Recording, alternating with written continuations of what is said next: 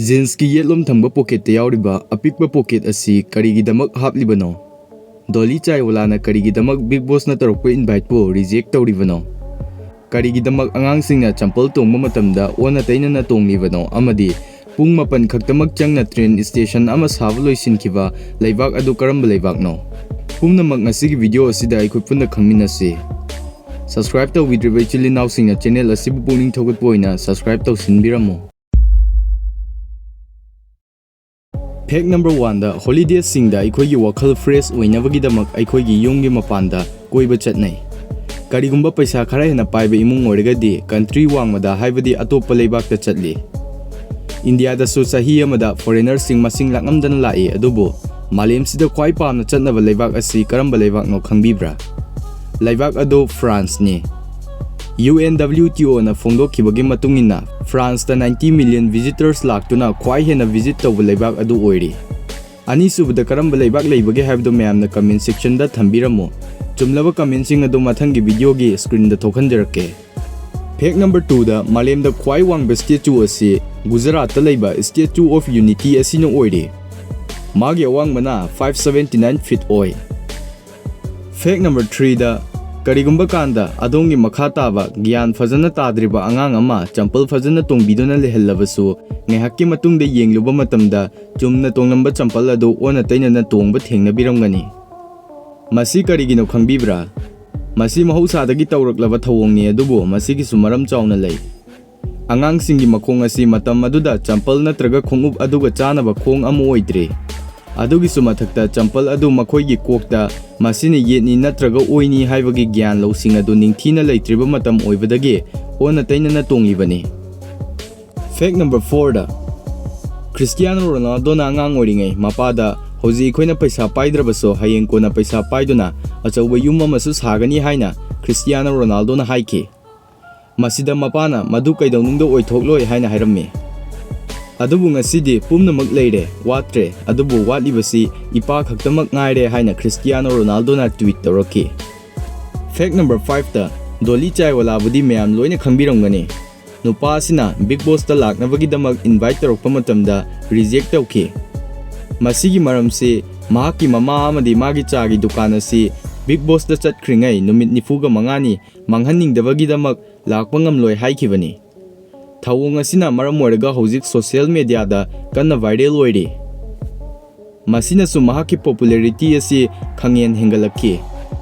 Fact number 6 ta hojik summer season asida India gi mafam ayamba hanadagi hena sagatba heli. Aikoi gi iramda masida su sabagi chang asi khamthengna wangkhatlibani. Hasat ki bamyoi kya amasu samanbadagi siba kya amasu yauribani. Delhi dadi amuk haningai leitana sari masidagi isingi crisis Delhi da yam kanna thokli.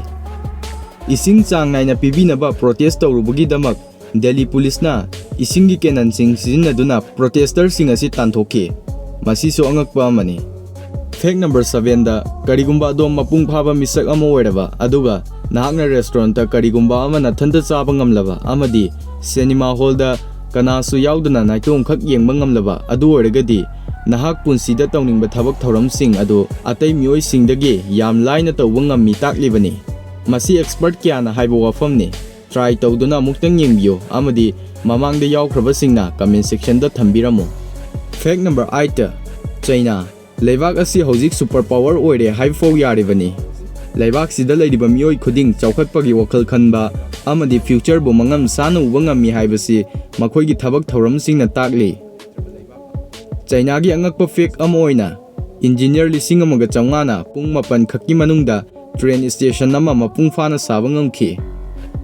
Amuktang khanthabiyo makhoisi kya gi matik ngangkhrabano haibado. Gyan losing amadi technology da awatpa leitraba leibak amasu oiri. Paw asina malem pumda sandokiduna yam kanna nainariba topic ama oiri. Miraibaki pallabanina India gi so ama haijaramge. India na pung chama gi manungda kilometer chama sangba lambi sakiba ahanba leibak oiri. Fact number 9 da angang oringai matamda Discovery Channel da sandokpa Man vs Wild hariba episode sing asi yam pamna yengnai.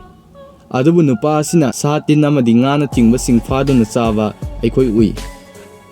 Mana tawriba sing adu irai laina tawbasu ui aduga reality su tai.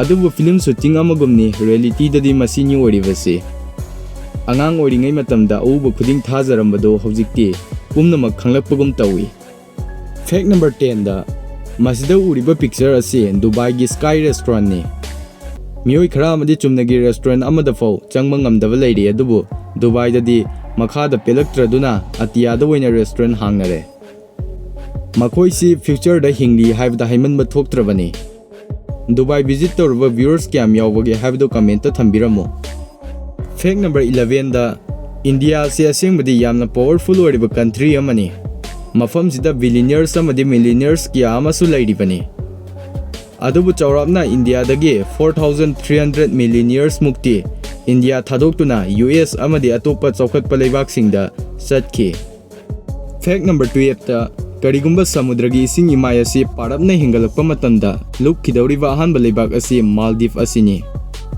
ꯂꯩꯕꯥꯛ ꯑꯁꯤ ꯄ꯭ꯔꯤꯊꯤꯕꯤꯗ ꯈ꯭ꯋꯥꯏ ꯅꯦꯝꯕ ꯃꯐꯝꯅꯤ ꯑꯃꯗꯤ ꯑꯣꯁꯤꯟꯒꯤ ꯃꯊꯛꯇ 6 fit ꯈꯛꯇꯃꯛ ꯋꯥꯡꯈꯠꯅ ꯂꯩꯕ ꯃꯐꯝꯅꯤ꯫ ꯑꯔꯣꯏꯕ ꯐꯦꯛꯇ ꯖꯤꯟꯁꯀꯤ ꯌꯦꯠꯂꯣꯝꯗ ꯄꯥꯜꯂꯤꯕ ꯑꯄꯤꯛꯄ ꯄꯣꯀꯦꯠ ꯑꯁꯤ ꯑꯩꯈꯣꯏꯅ ꯌꯥꯎꯋꯦꯗꯤ ꯈꯪꯉꯤ, ꯑꯗꯨꯕꯨ ꯃꯁꯤ ꯀꯔꯤꯗ ꯁꯤꯖꯤꯟꯅꯅꯕꯅꯣ ꯍꯥꯏꯕꯗꯤ ꯃꯤ ꯈ꯭ꯋꯥꯏꯅ ꯈꯪꯅꯗꯦ꯫ ꯑꯗꯨꯒ ꯄꯣꯀꯦꯠ ꯃꯆꯥ ꯑꯁꯤ ꯁꯤꯖꯤꯟꯅꯗꯕ ꯃꯤꯅ ꯑꯌꯥꯝꯕꯅꯤ꯫ ꯑꯗꯨꯕꯨ ꯃꯁꯤ 1873ꯗ ꯖꯤꯟꯁ ꯄꯨꯊꯣꯛꯂꯤꯕ ꯂꯦꯚꯤ ꯁ꯭ꯇ꯭ꯔꯣꯁꯅ ꯃꯇꯝꯗꯨꯗ ꯑꯄꯤꯛꯄ ꯄꯣꯀꯦꯠ ꯒꯔꯍꯤ ꯍꯥꯞꯅꯕ ꯊꯑꯣꯏꯒꯤ ꯖꯤꯟꯁ ꯁꯥꯕꯗ ꯍꯥꯞꯈ꯭ꯔꯤꯕꯅꯤ꯫